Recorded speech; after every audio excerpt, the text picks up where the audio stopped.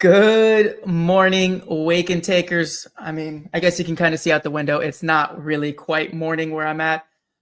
Recording this episode on Monday because I have a very special guest today. Going to be bringing him out in a second here. But welcome into Wake and Take. When this airs, it's going to be Tuesday, November 4th, Election Day. And that's really going to be fueling this show. We're going to be going ahead and diving into kind of rest of the season candidates we got here for some different categories. But as always, thank you for joining me today. Thank you for joining us today.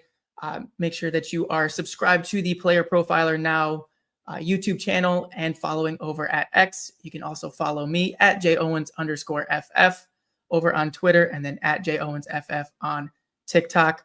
Not even going to go ahead and waste any time. Just going to go ahead and jump into who I have today.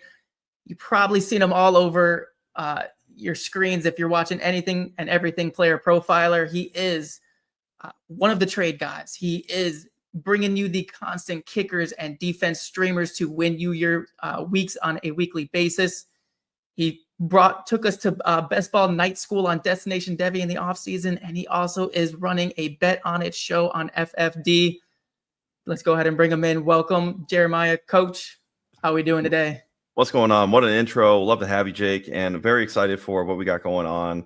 I love the show. I love that you've been picking it up 2 days a week. So consistent, great contribution. So as much as you laid out what I got going on, I really enjoyed your arc of what you've been doing. And it's a pleasure, man, to be on the show this beautiful morning. Yeah, no, I appreciate you taking the time. I know mornings aren't the easiest for everybody. So happy to get you in. Happy to do a recording anytime. We got the Monday Night Football game going on right now, so we might be getting some live updates as that flies by. But as we always do on Wake and Take, going to jump right into the news so that way we can get to our election day candidates that we got going. We had a couple of big injuries happen over the weekend. First up was the Sunday night game. I'm sure you saw it. I've tried to avoid seeing it as much as possible, but Jayden Daniels with the gruesome elbow dislocation, he's done for the season. And unfortunately not the only season-ending injury for the Washington Commanders here. We also had Lattimore go down with a season-ending, I think it was ACL, and then Luke McCaffrey broke his collarbone, also looking like he is done for the season. So Washington is just down and struggling. Is there really anyone here in Washington that you're excited to even play? Like, we had all this Bill hype, we had the Debo hype, but is that just evaporated for you? It's very tough because what I see end up happening is you're going to conservatively push the timeline. By the time the timeline runs up, let's say it's week 12, week 13 for Jayden Daniels to return, maybe there's some business decisions and incentive. It's incentive season. And why would you come back if the Commanders are out? Then, of course, what happened with McCaffrey, that's even a tough scene. And you're seeing Deebo Samuel on the sidelines, and he's thinking like, man, I got right and in shape for all this. And you can just kind of feel it slipping away. It's very tough to see these veteran players. You have Zach Ertz, Terry McLaurin, Deebo Samuel, all just older players, a lot of tread on the tires for them. And the Commanders really did not do right by Jayden Daniels. And it's very tough to see for 2025. It's really like a loss. And I would say Jayden Daniels has been a bust when healthy for the most part. He has not returned. The experience on my Jayden Daniels teams has not been ebullient. So it's just a very tough scene, and you're going to have to look at some buying opportunities.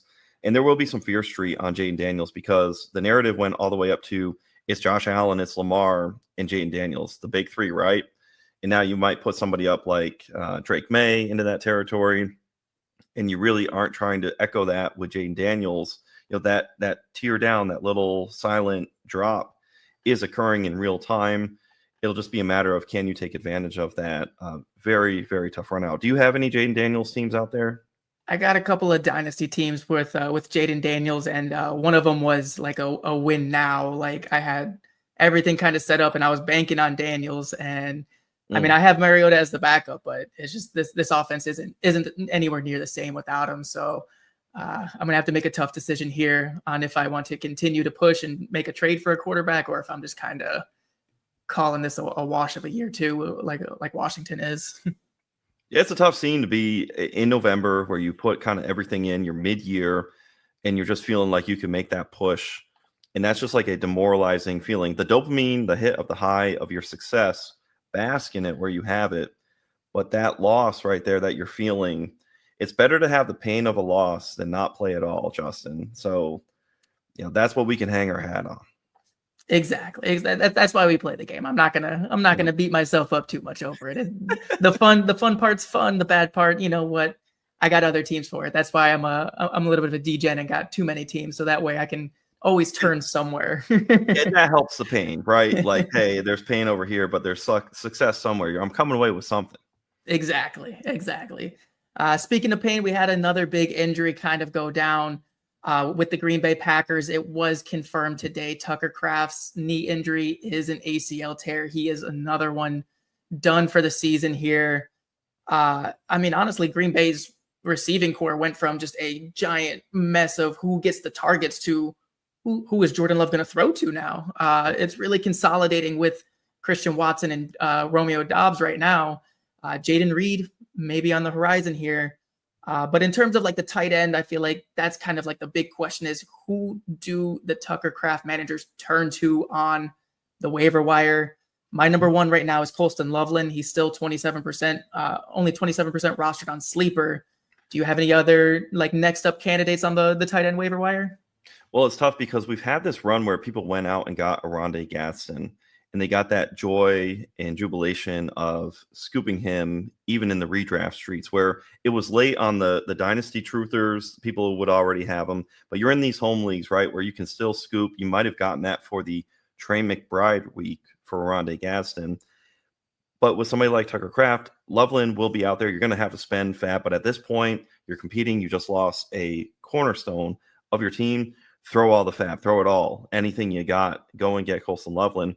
I would also say you can pivot to Luke Musgrave. It's not sexy, but he was drafted ahead of Tucker Kraft. Not that that means anything at any point because we see how great Kraft is. But at the same point, he's a guy who's keying in, clocking in every single day, and that's an opportunity there. Another slight spot that I would look towards, especially with this trade deadline. Now, it's tough because if we have the trade deadline go off and your waivers run on Wednesday morning, then you're sitting there wondering like, okay, I have to bid high. But if David Njoku were to get traded by the Browns, what is the incentive on the Browns to keep somebody like David Njoku? Not very high. Jerome Ford, Jerry Jeudy would be another person. There's certain motivation factors for what's the future of the Browns with Quinshon Judkins and Harold Fannin Jr. So why not pry apart somebody like David Njoku? And the good thing about Njoku, Denver is out there looking for a tight end. And then, of course, I could see something as silly as a ghost bid that you could do for somebody like Cole Kmet. If he's good to go, he could be dealt. And because, hey, Colston Loveland is there. But what's logical? And then the last one, Gunnar Helm. If Chico Okonkwo, he was a honorary captain. There was something to that just felt a little bit weird. And maybe like a farewell. And the Titans are another team like the Browns. They're going to be drafting high. They need to say goodbye to some pieces and build for the future. If Chico Okonkwo is not that piece and there's a redundancy with Gunnar Helm, maybe there's an opportunity with Chico Okonkwo. So those were some names. If you can't get Loveland, that's the direction I would look, but very tough. I like that. And yeah, no, it definitely feels like, I mean, Tennessee's been doing it. They've been doing the fire sale where they have no problem shedding off these guys that are not a part of the future right now for anything. I would like Cleveland to do something similar just to kind of, join the party here and kind of get these talented guys into greener pastures. But they always seem to hold on. They always there's always the rumors, there's always the talk, and then they're just like clutching their pearls. So, and teams are just like, they're so just, they grind and are just haggling over like a 5th or a 6th round pick. The way you and I might just deal in a dynasty league, we're like, oh, hey, shoot off that 2nd, shoot off that 3rd to go get this player that we think is about to rise up the depth chart. The NFL teams just think so differently. They're even down to, they're going to trade at the 11th hour because they don't want to do a trade last week because that's one more week that you pay the player that you're trying to trade for. It's just bizarre. And then, of course, we see what station you're trying to watch a game on right now. There's haggling there. So if you don't think that these NFL teams are hyper aggressive, it's ironic because you think, hey, get your guy, go out and win. It would be as linear as that. But there's just so much over negotiation and haggling that, to your point, that there may not be any deals. There's just a whole bunch of hype.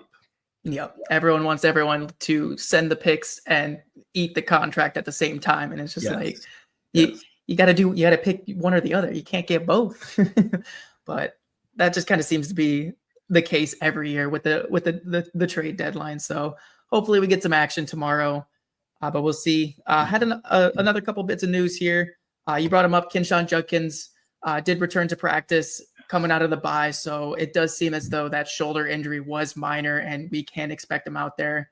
I think that is good and conducive for maybe Ford finding a new home, and also just kind of giving everyone a little bit of a sigh of relief here. We're already struggling in the running back streets. Well, also think of the arc of what you've dealt with on your Kinshawn Judkins teams, where you went through what happened in the summer and it was just dead weight. I was in a rookie draft the Saturday in Charlotte for Scott Fish Bowl. I actually, it's weird. It's the higher stakes draft that I have, and they waited. We had that draft. Judkins goes like the 1, 4, 5, or 6, something early. The news comes out like a couple hours later. So that guy was cooked for a couple of months there. And think of what you've gone through to get him finally to where he's operating. We saw the Miami blow-up game, and he's the future. He's the truth. I think he can stay. I think Judkins took this as a learning lesson. Anything can happen at any point. Trouble can find you, especially when you're young and wealthy and on a great trajectory. I'm just crossing my fingers things are good for him off the field, because Judkins is a superb talent. Yeah, he's truly the driving force of this offense. I mean, it's him and it's Fannin, really, because everyone else is just not there right now. Another rookie running back that we got a little bit of extra news on is Omarion Hampton.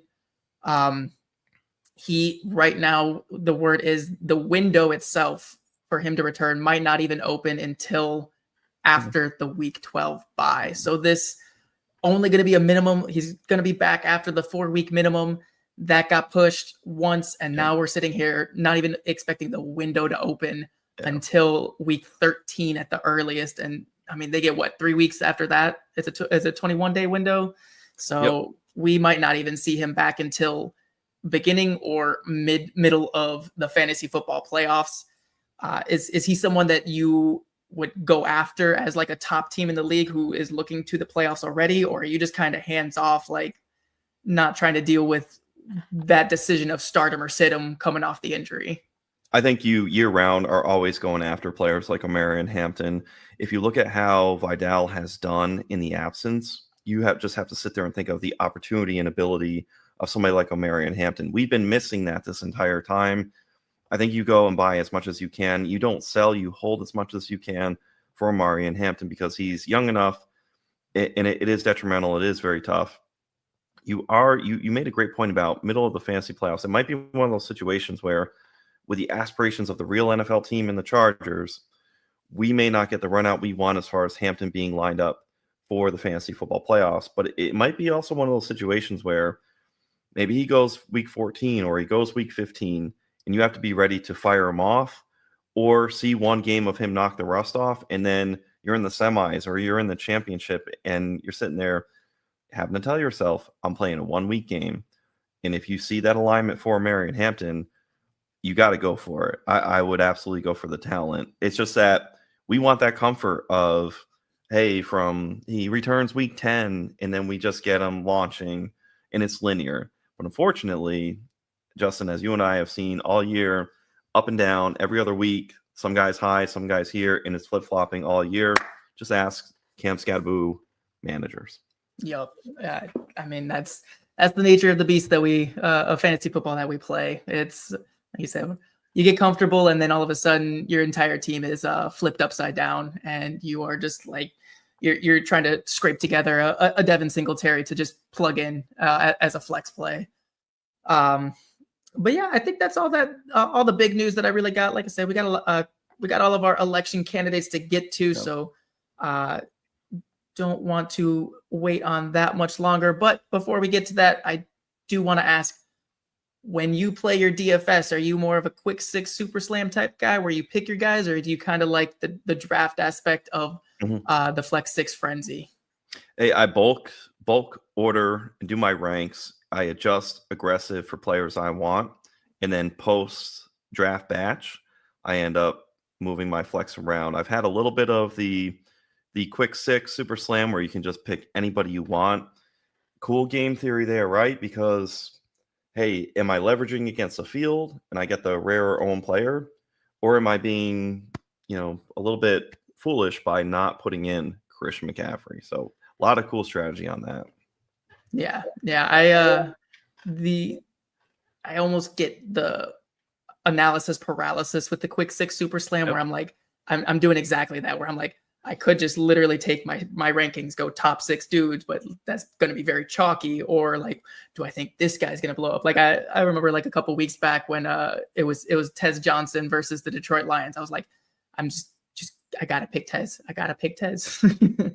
But I truly do. I like the flex six frenzy a little bit better here, just because you get that draft, you get that kind of RNG, more of a mix up. And I mean, with the 8-player pods now, I do think that it's more conducive to more fantasy points, and it's just, it makes it a little bit quicker. So that's definitely where I go. And I mean, it's fun. It's a good time. I am going to pass it over to the Podfather to go ahead and talk about the Flex 6 Frenzy a little bit more in detail, though. I know you're sad draft season is over, but just because the NFL season starts doesn't mean the drafting stops, because Fast Draft has the Flex 6 Frenzy. You're drafting 6 guys for the Sunday slate. It's fast, it's furious, it's fun, and as with everything on Fast Draft, there are no salaries. Woo! So go to draftfaster.com, get the app, use your host promo code for a $50 deposit match. Now let's go start drafting faster.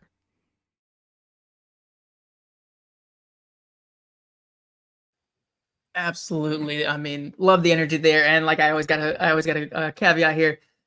The 10-man pods down to the 8-man pods. Gotta make sure I get that in there. And if you are going to do your first deposit on Fast Draft, be sure to use code J Owens FF for a $50 deposit match. Coach, what's your code? We can, Yeah, it's Coach Retzlaff 1, and just know when you're signing up, you're getting that bonus. So use it. It's out there, and get into the fun.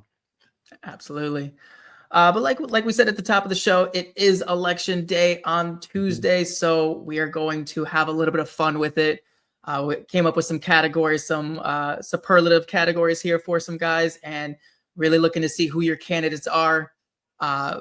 First one up, I'm going to jump on down to Employee of the Month, which is going to be who is your MVP for the month of October, which was weeks 5 through 8 with what we were looking at here. For that one, Employee of the Month, I have Aronde Gaston. We're talking about month of October, tight end 3 in that span, 2 weeks of 29 and 18 PPR points. You streamed him during the Trey McBride week. Gaston is a late round hitter. You got him off waivers and redraft. Round 4 in rookie dynasty drafts. Last round in best ball drafts. Dynasty startups, you got him way deep. Gaston first in explosive rating. 3 top 12 finishes. First, third, 12th. So not just top 12 tight end 1 weeks, but we're talking like a first and a third overall. You talk about you're in that top third or top half of tight ends. It's even more significant. In a great spot. The Chargers are first in team pass plays per game at 40. Gaston already 5th in receiving yards, 5th in ADOT. We're getting a cheat code wide receiver at the tight end position. So you see how good Gaston moves. Just a great run out for him. That's the Employee of the Month. How about you?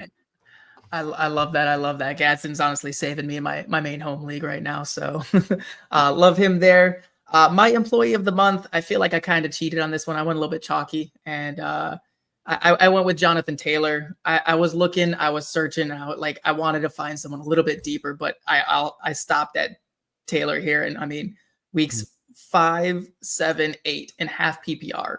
over 30 points a game there with at least 3 touchdowns in those 3 weeks. And then in his week 6, the down week, 21.7 half-point PPR points. So the dude was just unstoppable in the month of October. I don't know what got into him in week 9 here against Pittsburgh, which should have been a pretty plus matchup. I think the turnovers kind of just bit Indianapolis as a whole.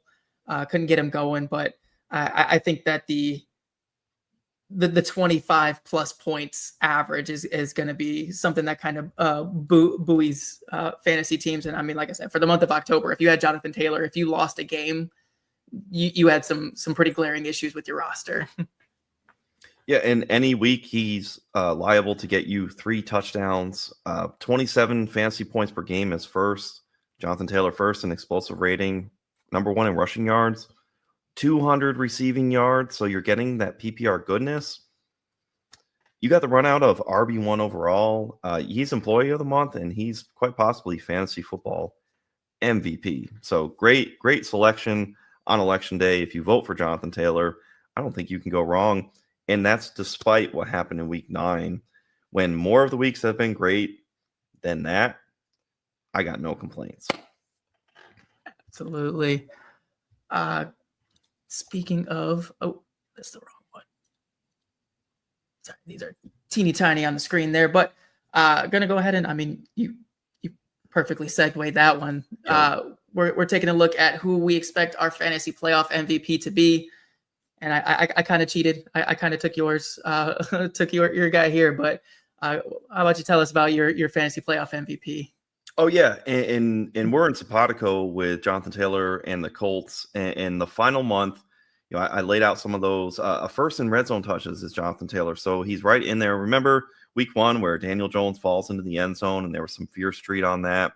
Tyler Warren, he even has a little bit of that rushing equity. That's deep in the green zone, inside the 5, inside the 10. Jonathan Taylor is still getting his. You get down, you can hang 4, 5, 6 touchdowns in the game. It's not going to matter if there's one plucked away, back and forth, overtime, regression. You're going to get what you want. The final month, though, the Colts get the Jaguars away.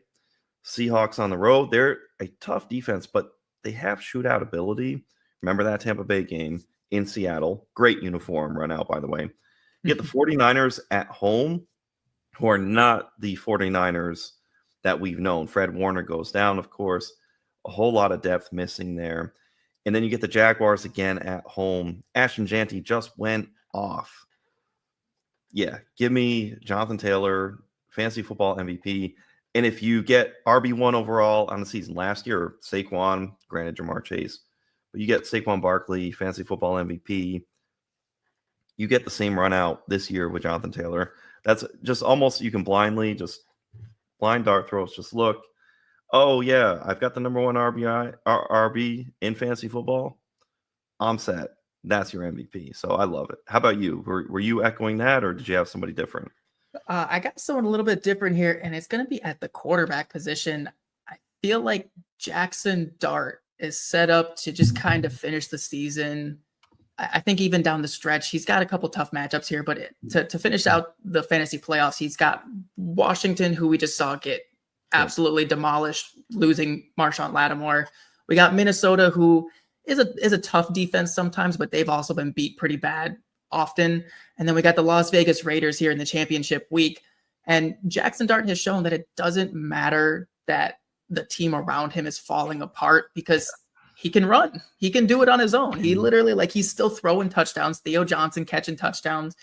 Wandale and Darius Slayton dropping touchdowns. But, that's part of the problem. But I just think that with the Cam Scatterbo injury, with the lack of weapons, we're going to see Dart continue to just scramble and run and try to do it all himself. And I mean, it's been working. He's in the games he's started, he's averaging 22.4 fantasy points per game and 4-point passing touchdown. So if you're playing 6-point passing touchdowns, it's a tad bit higher than that. So I just think that you get the safety. He's not going to burn you too bad. Like even his bad games are 18 points. So I think you just get that rushing baseline, and he's someone that, I mean, he's still out there in some waivers. There's shockingly some people that aren't picking him up and starting him on a weekly basis. And I think the the final 3 games is just, it's looking kind of juicy for him to just take advantage of and build some momentum going into 2026. And he could be throwing to you or me because that's how bad the talent has been. And hey, it could bounce off my chest and your chest the way it's bouncing off of some of the other players. Jackson Dart absolutely delivering. Here's a question for you. Dynasty ranks, because I think he's cooking up real high. I see different ranks. CJ Stroud or Jackson Dart, who would you put higher in Dynasty? If you would have asked me this at the beginning of like rookie draft season, there is no shot that I'm even coming near. I was not a big Jackson Dart fan. He has made me a believer here, but I'm taking Jackson Dart there. The rushing ability, I mean, you can argue similar, if not better weapons once Neighbors comes back, once Scadaboo comes back. I think that New York might be set up a little bit better here than Houston for the future. And to your point, you got the rushing ability. That's just going to buoy. It's going to make a difference in 4-point passing. It's going to just be beneficial in 6-point. In the way Dart is throwing, he's got both elements of the game, and he's only going to grow and get better. And to your point, hey, let's just hope that the Giants do better than the Washington Commanders and do for Jackson Dart and build something around him. You get somebody pieced and paired together. What if it's like a Jalen Waddle? What if it's somebody that goes along with Malik Neighbors? You get a healthy Cam Scadabo. It's very exciting if you have Jackson Dart in Dynasty or you have him in some keeper leagues. Absolutely, yeah. For all the Dart drafters in rookie leagues, I got the FOMO. I'm a little bit jealous. Moving on to the next category, though, I want to hear your candidate for the hot seat. And this is going to be a guy that it was a bigger name, kind of like a name that people are very familiar with. That you see them and you're like, I gotta start them. But now we're kind of looking here, and you're having a hard, like they're impossible to start. You might even be thinking about dropping them on a weekly basis. Who is sitting on your hot seat right now? Oh yeah, so a hot seat candidate, it's got to be DJ Moore. Maybe we should call him DJ Less. Wide receiver 40, living in wide receiver 3 purgatory. That's just what you hate, right? You put him in your wide receiver 2 spot, your flex spot. If you have 3 receiver spots, fine. You put DJ Moore in there, but you're not getting that top 12 run out where you're thinking, okay, it's Caleb Williams. Last year, I remember Caleb Williams supported multiple weeks of top 12 outings for DJ Moore and for Keenan Allen, and that's kind of what got us buying into some Keenan Allen this year. But then there's no continuance with the new coaching staff and Ben Johnson. We've seen it's been the Rome show, even though Rome had a poor outing. Hey, we all have them. They all have them. We had JT had a bad down one. Hopefully Odunze can recover. But best finish for DJ Moore, wide receiver 29, and his range finishes DJ Moore 29 to 47, 9.5 fantasy points per game. Not worth the investment for what you had. You're seeing his lack of a route tree come to fruition. The conventional wide receiver traits for DJ Moore are really exposing. And while Caleb Williams is streaky, it does not account in totality for Moore's play. So he's a guy who it's name brand, but it's not feeling so name brand right now. And if you're benching him, I fully understand. Yeah. I was a big DJ Moore believer this season, and I've been stuck with just this awful weekly choice between DJ Moore and Jawan Jennings. And I'm like, who is going to be more mid for me? Can I get some just mid? Yeah. Can you just be mid for me? And I mean, that like literally, like I've been sitting in, like you said, like wide receiver 3 purgatory, where like, it's not bad enough to where like I'm going to like these dart throw guys where I'm like, and the matchups have been so good with DJ Moore. Like I finally got what I wanted this week. Yep. With the weirdest DJ Moore stat line ever, with a passing touchdown and a rushing touchdown. Like I was rewarded. How are you going to feel next week? You know, you don't feel, even if it's a good matchup, it just doesn't sit right. It doesn't feel right. It's not good. And it's painful. Sometimes we just ingest it not the way we want. Yeah. I'm definitely shooting out offers as soon as these Monday night games, and I'm just going to be trying to capitalize on a 20+ point game and be like, please, anyone take them, because I don't want to make this decision anymore. a guy kind of similar to what happened with your hot seat guy. Kenneth Walker is going to be my guy on the hot seat. I've been sitting here on a weekly basis on Wake and Take, and every single week I'm just sitting here like, I don't know which of these Seattle guys to start because it just doesn't matter. They're splitting 50-50. And I finally planted a flag and leaned on Charbonnet this week because he's been getting the red zone touches. And then all of a sudden Seattle's like, hold on a second, let's give Kenneth Walker the red zone touches. So the hot seat might be cooling down a little bit if that continues here, but I still feel like Kenneth Walker is just impossible to trust. He has all of the empty calorie opportunities that just, you're just, if you don't get the sexy, big, explosive play, you're just sitting there and you're living in Midland with the running back position with Kenneth Walker, where you're getting 6, 7, 8 points and you're watching Charbonnet fall into the end zone 2 times in a game. And you're just like, you're pulling your hair out. So like I said, hopefully the seat cools down just a little bit here and Seattle leans into Kenneth Walker's success this last night. But well, Justin, if you look at it, it's you can call him not Charbonnet, Walker. You can call Ken Walker 2020 because he just gets the carries between the 20, doesn't get that red zone look and love.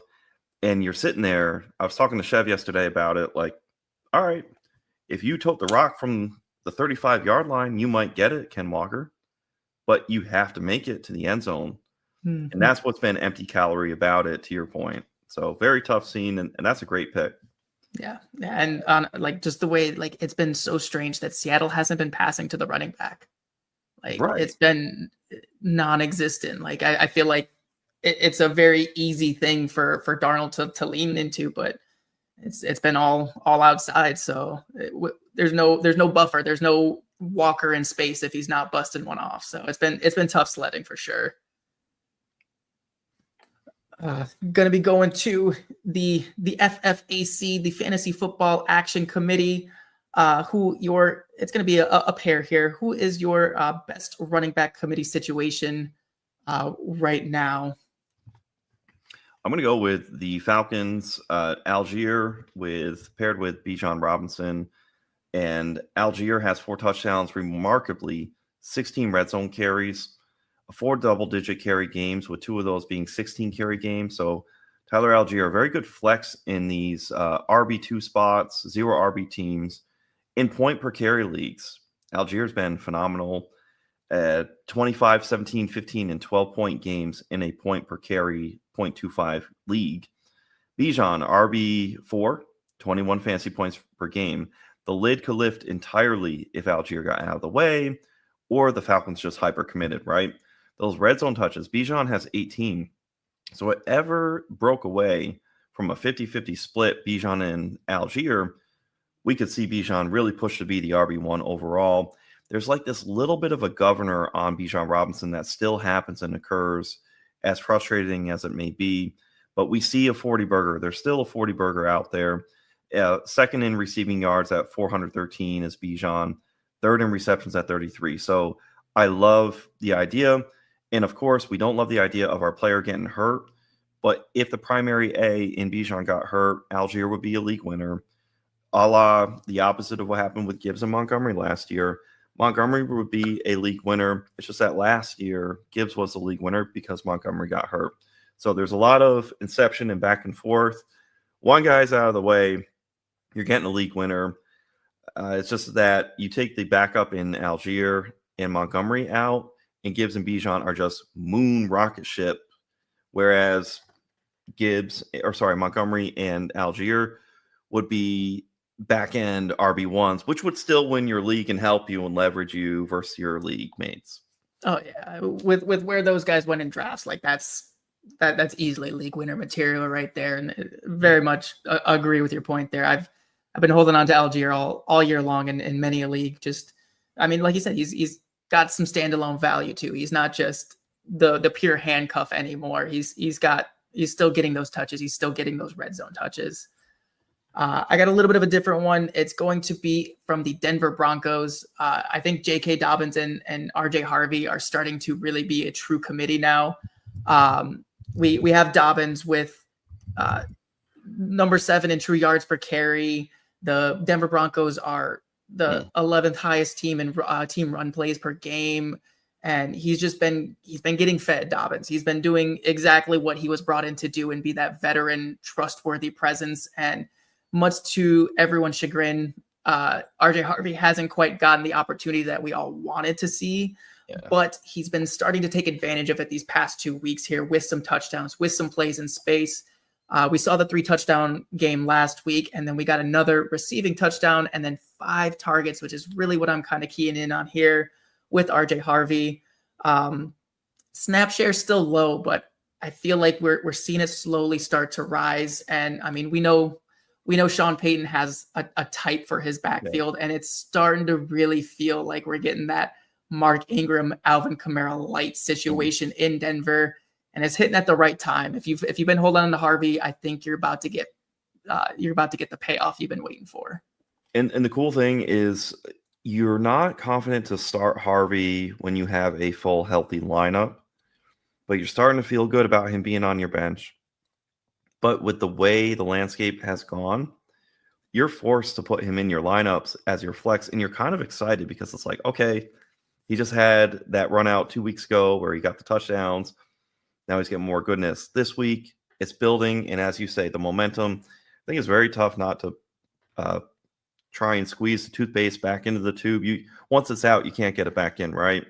And that is what's happening with RJ Harvey. And just success begets more success. He keeps getting in the end zone and doing the things that Sean Payton drafted him for, and confirming that. It's just going to get better from here. So yeah, super excited. Yeah. I mean, it's good to see him getting the work and getting the touchdowns in games that they're winning. It's not like oh, we're losing, let's just toss the rook in. Like he's contributing to the wins for this team, and that matters a lot to a guy like Sean Payton. Gonna move right on along to the next one. Next superlative we got here. You get my vote again. This is a guy that might be seen as a bust right now, but you got no problem going back to that well next year or trading for him in Dynasty, trying to get a little bit of a discount here. Who do you got for this one? Oh, for me, it's Ashton Jeanty. Ashton Jeanty, I think he's sitting at RB2 on the week. He's had a great or top 5. He's high up there. I got him confused with Rico Dowdle. Jeanty, he's not had the usage that you want. He's been all over the map as far as RB finishes, and you're not getting the usage that you want. But I think what's going to happen is you're going to get the ADP discount because Jeanty anchored to, hey, he's 101 by a mile in the Superflex rookies. He's a 1-2 turn pick.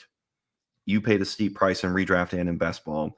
Everywhere you had to get Ashton Jeanty on your team, you paid a immaculate huge price.